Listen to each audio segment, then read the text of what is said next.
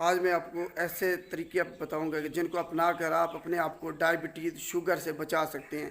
Number ایک، آپ نے اپنے جو موٹاپا ہے، چربی ہے، اوبیسٹی ہے، اس کو کم کرنا ہے۔ نمبر دو، آپ نے ریگولرلی ایکسرسائز کرنی ہے۔ نمبر تین، آپ نے پانی زیادہ سے زیادہ پینا ہے، استعمال کرنا ہے۔ نمبر چار، آپ نے مشروبات وغیرہ سے اجتناب کرنا ہے، صرف سادہ پانی پینا ہے۔ نمبر پانچ، آپ کولڈ ڈرنکس جو آپ پیتے ہیں اس سے آپ نے پرہیز کرنا ہے۔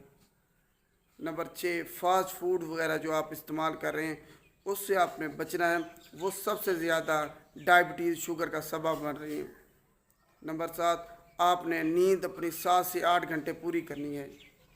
نمبر آٹھ، آپ نے سٹریس نہیں لینا، پریشان نہیں ہونا، کیونکہ پریشانی سٹریس جب آپ لیتے ہیں تب آپ ڈائبٹیز شوگر کا شکار ہو سکتے ہیں۔ نمبر نو، آپ نے اسموکنگ نہیں کرنی، سگریٹ نوشی سے آپ نے بچنا ہے، سگریٹ نوشی آپ نے بالکل نہیں کرنی۔